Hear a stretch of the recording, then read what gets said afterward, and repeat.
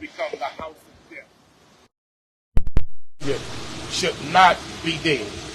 This man was arrested and brought into Harris County custody, and for 3 days he laid in a cell pleading and asking for medical help, medical assistance.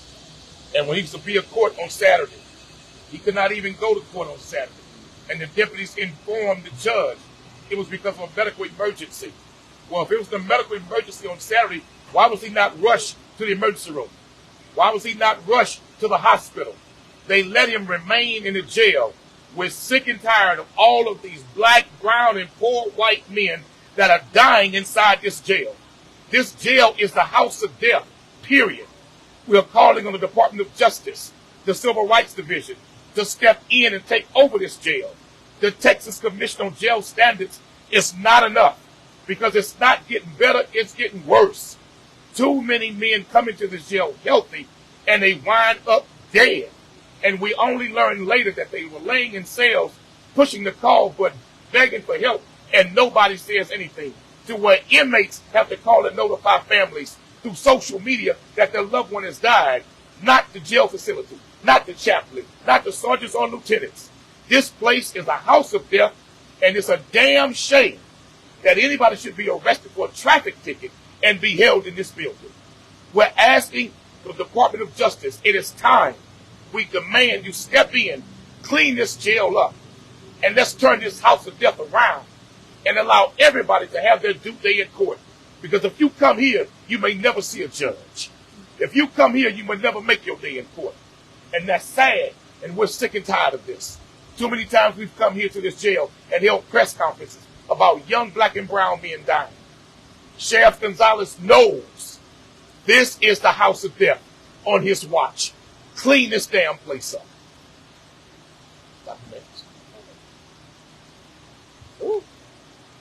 Dr. Candace Matthews, National Minister of Politics for the New Black Panther Nation. And Brother Cornell is absolutely right. This is on the watch of Sheriff Ed Gonzalez. Therefore, I have been in talks with Sheriff Ed Gonzalez about this case as well as many other cases.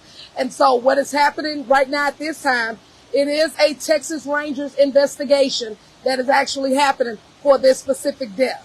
So I let Sheriff Ed Gonzalez know, and he is definitely in agreement that we are going to be following this investigation, and we're going to definitely keep the public informed as to the status of what is happening.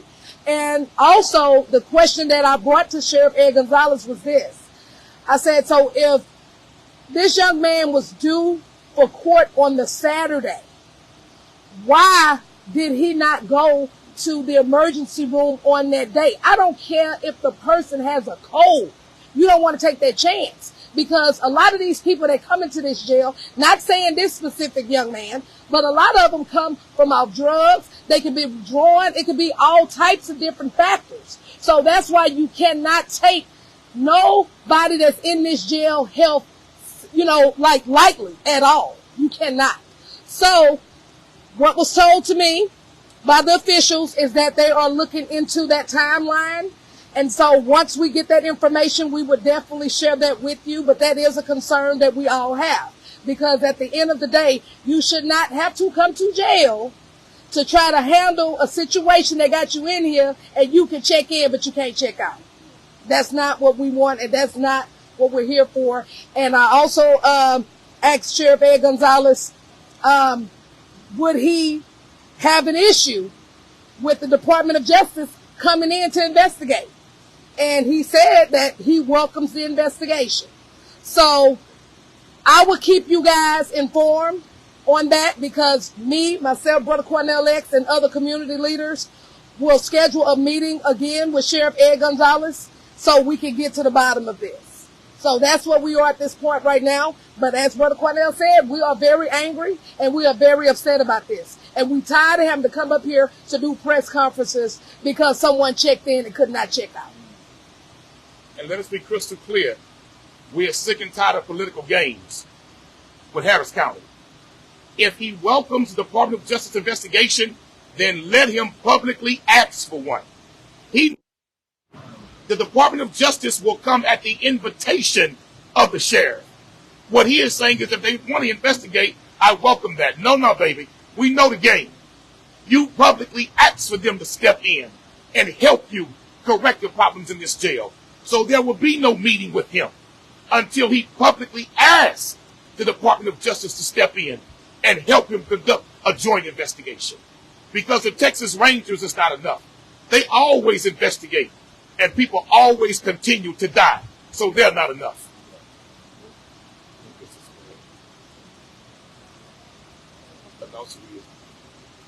The family will say something on behalf of Brother Robert. This is Robert's son. He's 7, and I'm his baby mom. When we heard he was gone, we just thought like, he was gonna be in jail, not that he was gone, like to never see again, because nothing was wrong with him. We just seen him Wednesday. We just talked to him, we just seen him, like he was good. And then for him to go and not come back is unbelievable. I don't even know what to tell my kids.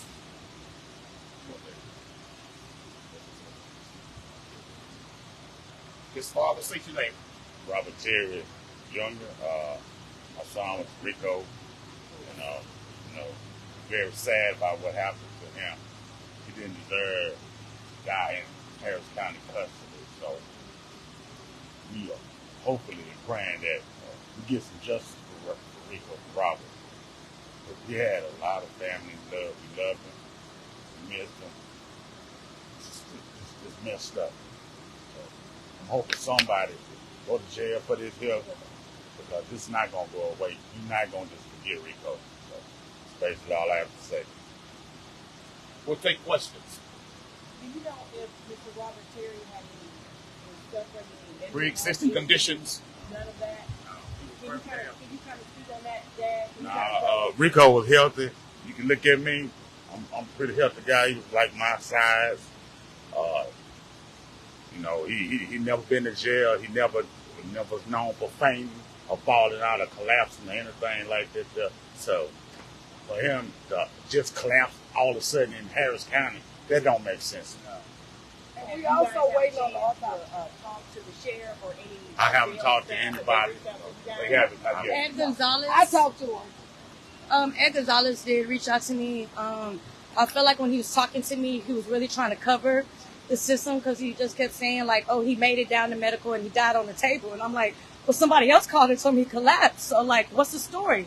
So then I kind of got upset with him, and then he tried to like fix it. And then he was like, well, don't worry, it's going to be under investigation. But sir, you're calling and you're telling me things that you don't even have facts about. So like, why is that even in this conversation right now? Here's the elephant in the room. We know for a fact he was doing court on Saturday. He could not attend his court appearance because of an emergency medical situation. We know he died just Tuesday.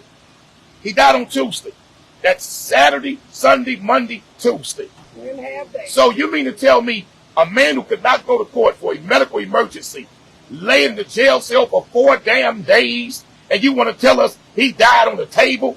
He shouldn't have died on the table in this building. He should have been on the table in the bed of the hospital.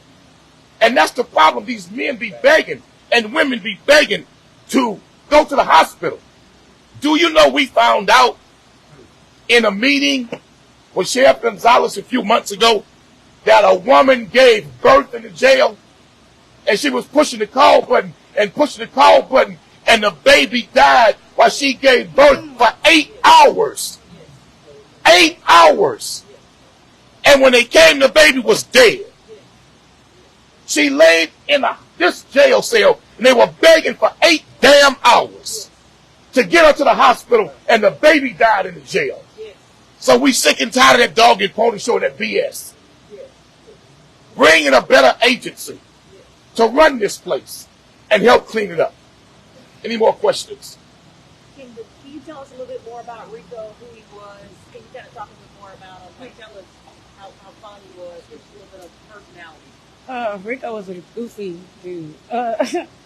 He was known. He loved everyone. He was a dude that when I was dating him, I'd get mad at him because he's giving anybody the last of anything we have.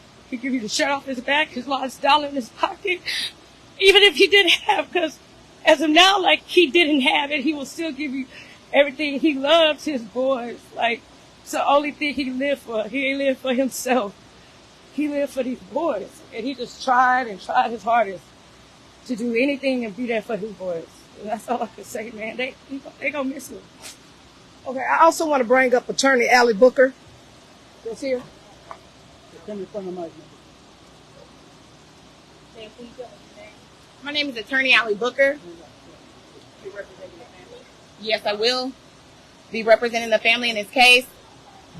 And when listening to the facts of this case, we have an issue in many places, but there are two issues that I must point out. If he did not go to court because of a medical emergency, then you either denied him medical because you didn't get him the medical until Tuesday, which is why he died on the table, or you denied him a transport. Which one was it? We will find out.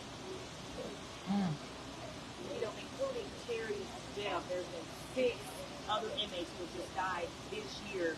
What solutions do you feel like can get this jail up to standards and prevent another death from happening? Caring, giving a damn, because I'm really tired of representing people over here and they cry. And these are grown men when they got to go back there. They cry. They say, don't leave me here. We going to die. And I promise every last one of mine, you going to make it out because they know I don't play. You're mine, and as long as you belong to me, you're going to make it out. But that's not a conversation that I should have to have with an inmate. Period. And I'm tired of it. They know what's going on. Someone has to come in here. We are overcrowded. We have people here that do not care. You're hiring people. You're accusing the people that you house of being criminals, but those that you hire are the same. And it's hard because it's not only here in the jails, it's with the parole system. You really basically hire criminals. And that's why you're in the position that you're in. They need to do better background checks. They need to do better testing. They need to do more evaluations. There couldn't possibly be performance evaluations on these employees. And that is at the fault of the jail. And unfortunately, that's at the fault of the county. And we need to do something about it. We have to. You have to get someone in here to assist you. They know what they need to do. These are government agencies. We're a county in one of the largest states of America. We have the money. They can assist, they can ask for help at any point. They can ask for help. They don't want to. The state will come in and assist them. They don't want the help. And so apparently, because I don't think the state of Texas believes that this prison is operating, and I call it a prison because that's what it is. It ain't no jail, it's a prison. Because they're locked up and they're treated like animals in the worst way before they're even convicted. Because this is the place, guys, where many people, if you're here on a stay, it's a misdemeanor. You're not supposed to be here long. And if anybody else who's here who's accused of worse has not been convicted. You are mistreating people. And it's wrong. We need to stop covering it up. And you need to go to your government officials who you all know can help you and request that they come in. That's what we would need to do. When you guys kind of talk about, him being in the jail, he was in here for a few days on, I believe, a retaliation charge. His bond was set at $30,000. You feel like that was too much for that charge? Let me explain something to you all, and I'm going to go ahead and say this because I'm tired. It's wrong. Let me tell you, and I'm going to be honest with you. I've been an attorney for 13 years. I've had mentors that are judges that have been long gone. And when I came in from those that I learned from that were Republicans, you could do a $30,000 bond on a murder if you could substantiate it. I said on a murder if you could substantiate it. Okay? You can go and look. These bonds are unbelievably high. It is a lie that these bonds aren't high enough. It is a lie that these judges aren't doing their job. They are putting so many restrictions on people that they've never put on people before just because of what people are saying. And they feel like if they don't go harder and harder and harder, they won't have a bench, which isn't fair to them because they got to sleep at night as well. $30,000 on a retaliation, depending on the criminal history, to me is high. Period. All of these bonds are too high. If you get a $50,000 bond these days, you're thanking God. On a $50K bond, which is ridiculous. Because we used to run RICO cases, darn near organized crime cases on a $50K bond. $100K bond. $150K bond on mafia members. And now you have regular individuals out here with a $100,000 bond who you know can't make it. So it's way too high. Well, this concludes our press conference. So we will keep you all updated once I get with Sheriff Ed Gonzalez and the leadership pretty much after this here specific press conference. So I will keep you guys informed. Thank you and have a good day.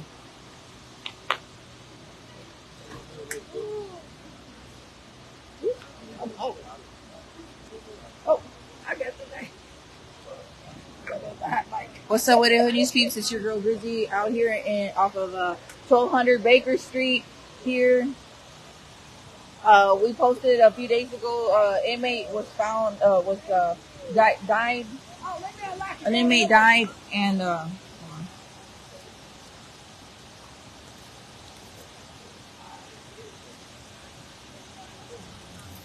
we're out here with his family, and it's just really unfortunate situation. We've been out here before, and nothing's gonna change. It feels like it's just always gonna be this kind of story. We did post also an update that Commissioner's Court approved a lot of money, millions of dollars, to be dispersed to help the system, to help make this better, so to avoid this kind of thing. And I'm not sure what's going on, friends. Reporting live here off of 1200 Baker Street, it's your girl Grizzy. Back to you, friends.